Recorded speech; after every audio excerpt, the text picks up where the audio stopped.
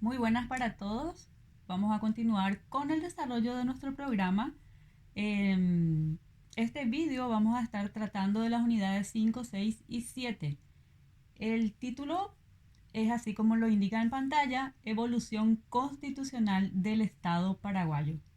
Ya les había adelantado en las unidades anteriores que nuestro país ha tenido a lo largo de su historia cuatro constituciones: la de 1870, la de 1940, la de 1967 y la de 1992, que es la que actualmente está vigente. Bueno,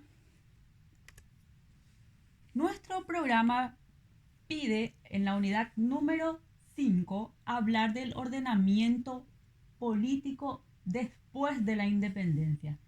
Y para ello vamos a estar tratando del reglamento de 1813. Primero que nada vamos a dar una breve introducción, empezando que empezando, ¿verdad? Por decir que después de la independencia del Paraguay, el 30 de septiembre de 1813, en esa fecha, se inauguró en el Templo de la Merced el Congreso, integrado por más de 1000 diputados. Y uno de los puntos en discusión era la incorporación a las Provincias Unidas del Río de la Plata, lo que fue rechazado tajantemente por el Congreso de aquella época. Francia y Caballero eran los encargados de redactar un reglamento de gobierno que es aprobado el 12 de octubre de ese año 1813, y se instauró un consulado constituido por Yegros y Francia y proclamándose de esa manera la República. Este reglamento de 1813 encargó el gobierno a dos cónsules, a Yegros y a Francia. Ellos eran los dos cónsules. Y el reglamento tenía como misión cuidar la conservación, la seguridad y la defensa de la República. Cada uno de los cónsules debía desempeñar el gobierno durante 4 meses. A ese efecto fueron investidos Fulgencio Yegros y José Gaspar Rodríguez de Francia como cónsules de la República del Paraguay. Esos cónsules tenían jurisdicción y autoridad iguales y debían ejercer unidos el cargo.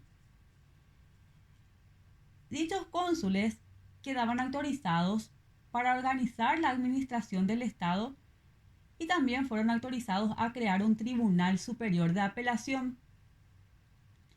De esta atribución surge que la primera instancia correspondía a los cónsules. Sin embargo, este Tribunal Superior de Apelación nunca llegó a estructurarse.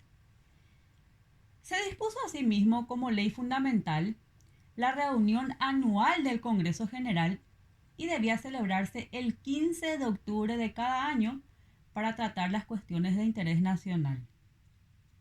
Cumplida su misión, el Congreso se disolvió, es decir, los cónsules asumieron el gobierno correspondiendo el primer turno de la presidencia al doctor Francia y el segundo turno a Fulgencio Yegros. ¿Qué de positivo tuvo este reglamento de 1813?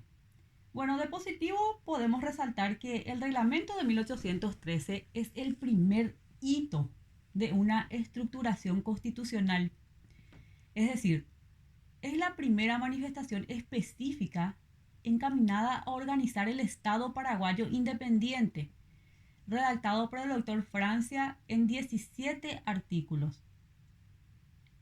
Pero tenemos que ser sinceros, el documento tiene su propio título, o sea, reglamento de gobierno.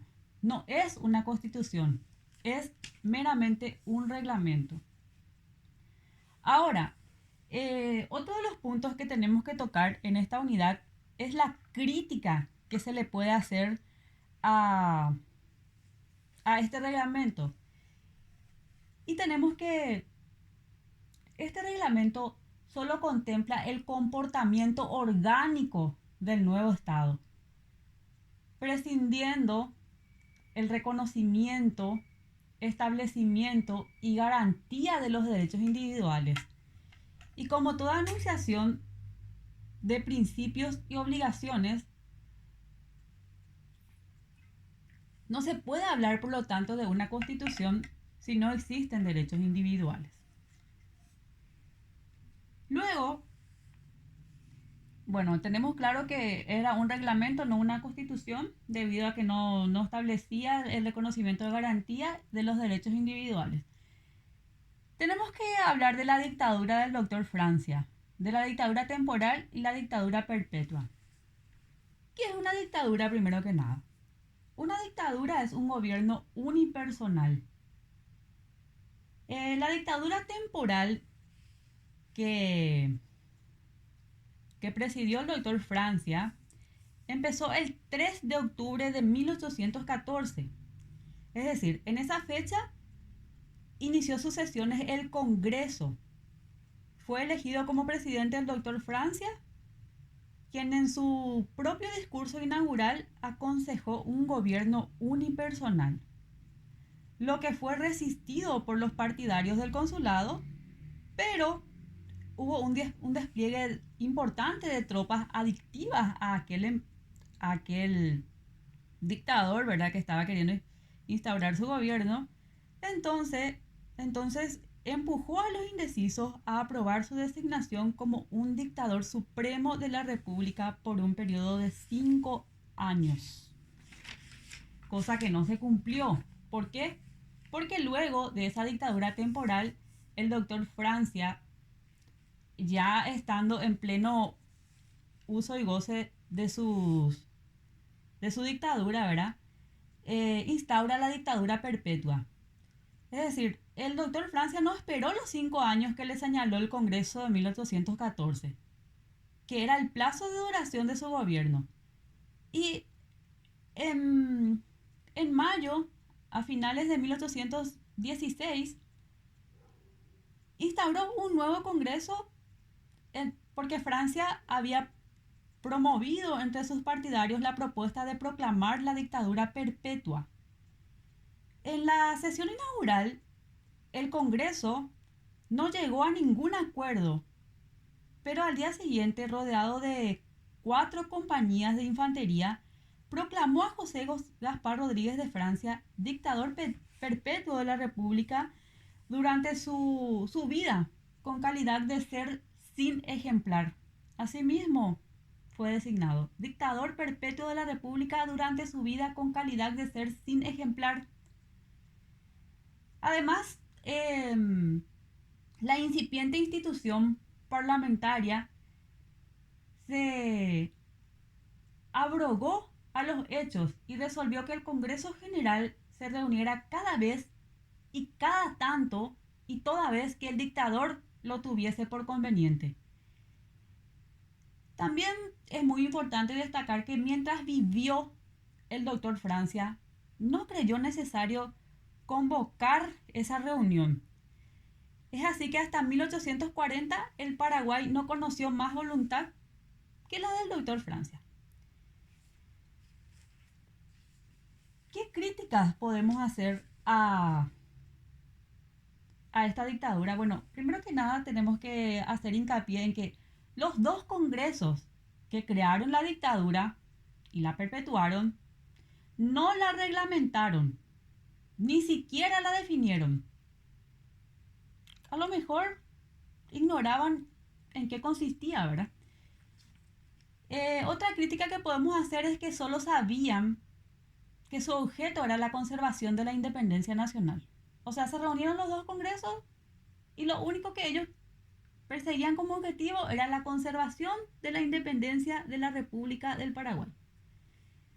Otra crítica que se le puede hacer a la dictadura, ¿verdad?, a esos 2 congresos que se reunieron, la de 1814 y la de 1816, es que dejaron que el nuevo sistema de gobierno se constituyera sobre el criterio del doctor Francia, en cuyo patriotismo tenían que confiar. Otra de las críticas es que los límites del poder del dictador, ¿verdad?, no fueron otros que su propia voluntad convertida en una ley de la República. Como crítica también podemos decir que jamás se constituyó el Tribunal Supremo. Es decir, Francia legislaba y a la vez juzgaba. Como crítica podemos señalar también que el único órgano del Estado era el dictador, que concentró en sus manos todos los poderes, incluso el religioso. Es decir, Francia no solo fue jefe de Estado, sino también fue el jefe de la Iglesia paraguaya. Vamos a hablar ahora de la Constitución de 1844. Nuestra unidad pide hacer hincapié en las principales disposiciones de esta Constitución. Entonces vamos a empezar por donde comenzó todo, ¿verdad? Valga la redundancia. En 1844, el Congreso Nacional o el Congreso General abrió sus deliberaciones el 13 de marzo de ese año, de 1844, cuando Carlos Antonio López, cuyo prestigio había crecido a raíz de su gestión como cónsul, propuso la adopción de una constitución.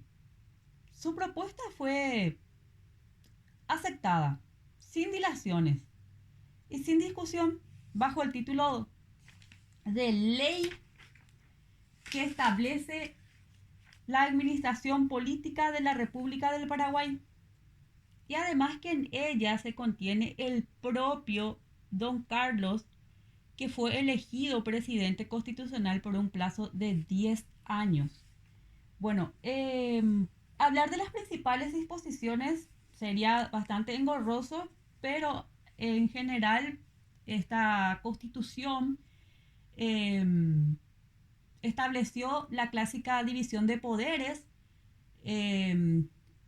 o sea, dividió al poder en ejecutivo, legislativo y judicial. Luego consagró el principio de igualdad ante la ley. También habló del derecho a peticionar ante las autoridades, el derecho a salir del país y entrar, ¿verdad? Quedando al arbitrio del gobierno, ampliar o restringir esa salida o esa entrada. También estableció la prohibición del tráfico de esclavos o de negros. Se creó el Consejo de Estado. Se creó un deber, el de la obediencia al presidente de la República en este caso. Y luego vamos a hablar de la evaluación, ¿verdad? Hablamos un poco de las disposiciones que ya aparecieron, ¿verdad?, en aquel entonces y que siguen estando instauradas en nuestra actual Constitución. Y vamos a hacer una evaluación de esa Constitución de 1844. La Constitución de 1844 tiene el mérito de iniciar la construcción de un Estado de Derecho. ¿En qué sentido? Estado de Derecho en el sentido de fijar a la ley como pauta de comportamiento, sustituyendo a la arbitraria decisión personal. En este caso sería un comienzo de seguridad jurídica y de igualdad de los habitantes. Ahora, ¿cuál es la crítica que se le puede hacer a esa Constitución? Y podemos decir que la mencionada Ley de la República, porque así se llamaba esa Constitución, concentró los poderes en manos del Poder Ejecutivo, quien sin control alguno gobernaba por 10 años, siempre prorrogables. También podemos criticar que el Congreso se reunía y se manifestaba cada 5 años, por ende no era un órgano permanente. Y también otra de las críticas que podemos hacer es que el órgano que representa al Poder Judicial, es decir, a la justicia, se dejó en manos del Poder Ejecutivo. Una vez más, todo lo que decía el presidente era lo que tenía que hacerse.